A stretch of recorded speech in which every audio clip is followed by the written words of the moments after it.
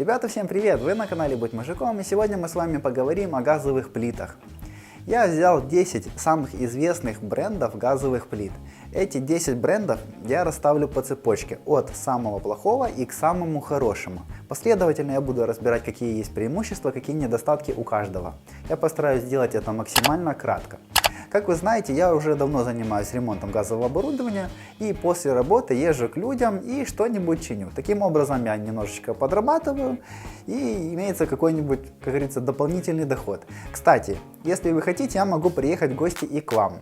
Мой номер телефона и все контакты есть в инстаграме. Ссылочка на инстаграм будет в описании.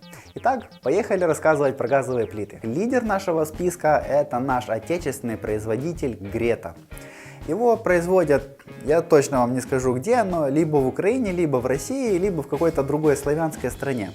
Почему я поставил его на самое низкое место? Потому что этот бренд настолько плохой, что у него буквально слизывается пластик на ручках. То есть мало того, что когда вы включаете периодически ваши комфорочки, вы их, как вы понимаете, крутите, это вполне естественное такое движение, и при вращении ручки, как вы знаете, форма крана имеет полумесяц. И вот этим вот полумесяцем железным вы просто стесываете пластик на ручке, и ручки начинают проворачиваться. И периодически приходится покупать эти ручки на замену. Ну, качество пластика это вообще никакое. То есть вы купили плиту и представьте, уже в очень скором времени, там за месяц-два, вы можете уже просто остаться без ручек. Это уже просто верх гениальности. Мало того, там еще такое очень некачественный металл на самих комфорках. Вы, получается, когда комфорочку зажигаете, комфорка может сама по себе поплыть, и из нормальной формы комфорки она превращается в какую-нибудь вот такую вот косую. И, как вы понимаете, такая комфорка ровно гореть просто физически не может. И поэтому эту плиту я поставил на самое низкое место. Следующая в нашем списке фирма — это Hansa. Чем мне не нравится эта плита? Самая моя большая претензия к этому бренду — это ихние болты. Болты там просто кошмар. То есть мало того, что там диаметр идет приблизительно там 2, может 1,5 мм, сам болтик, так он еще идет очень длинный и не жаростойкий. То есть собирают эту плиту на заводе, закручивают туда все винтики, как минимум там идет от 8 до 10 винтиков на верхней поверхности, которая держится. То есть для того, чтобы полностью разобрать плиту, надо все эти винтики раскрутить и после этого снять стол плиты и дальше уже там ковыряться, что вам надо. И получается, при раскручивании этих винтиков из 80 винтиков живых остается, винтика 3, наверное. Остальные просто все отламываются, то есть шляпки все просто отламываются. Приходится либо сверлить и делать там новую резьбу, либо закручивать туда какие-нибудь жаростойкие саморезы. В общем, приходится играться с ней просто как-то кошмарно. Кроме того, на этих хваленных плитах Hansa, я не знаю вообще, почему их сейчас хвалят, вот их сейчас все продавцы во всех супермаркетах хвалят: Hansa, боже, какая классная плита. На самом деле не ведитесь, Hansa я вообще никому не посоветую. Это самый галимый бренд, который сейчас есть. Так они еще и в комфорке умудряются ставить саму вот эту вот форсуночку не по центру, а где-нибудь сбоку. То есть она смещена по оси относительно центра. Бывает даже такое. И получается, что тут какую комфорку не ставь, даже идеально ровно, если сама форсунка не по центру, соответственно, у вас будет и неровно гореть само пламя. Но это вообще полная какая-то, извините, ерундистика.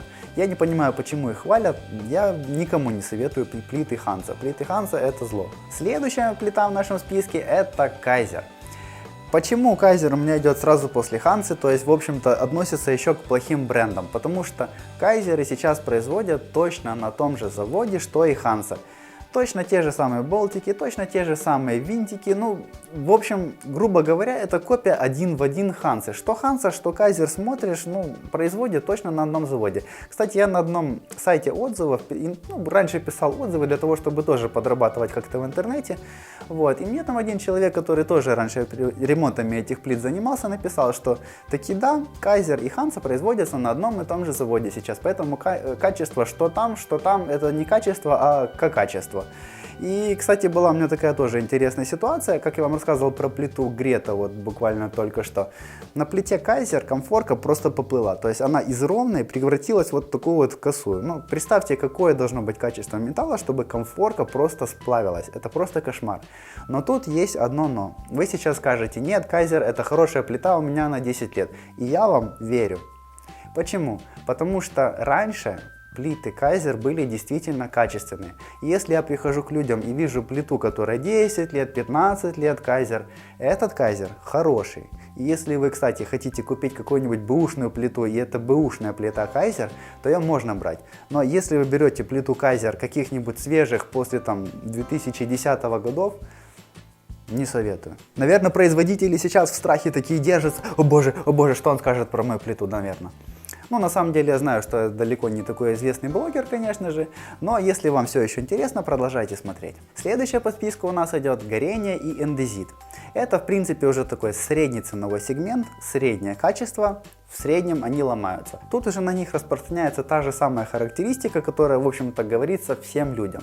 То, что термопары на конфорках, либо же термопары на духовках работают от 5 до 7 лет. Вот как раз на этих плитах оно так и происходит. 5-7 лет, термопара меняется, 5-7 лет, термопара меняется, либо же делается напрямую. Но это кому как удобно, в общем-то. По правилам техники безопасности, конечно же, напрямую делать категорически запрещено, но как у нас, конечно, все делают, все хотят сэкономить денег, никто не хочет покупать термопару, к тому же раньше все плитами пользовались, в общем, и без самого этого газ-контроля, поэтому, в принципе, люди обычно меня просят сделать просто напрямую. Это получается раза в 3-4 дешевле, чем заказывать какую-нибудь фирменную термопару, например. Так что плиты, в общем-то, довольно-таки неплохие, покупать их можно, но ломаться они у вас будут.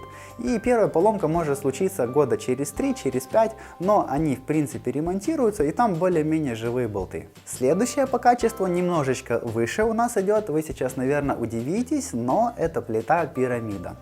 Плита Пирамида это, в общем-то, китайское производство, стоит она достаточно недорого, делают они в большинстве случаев именно поверхности газовые.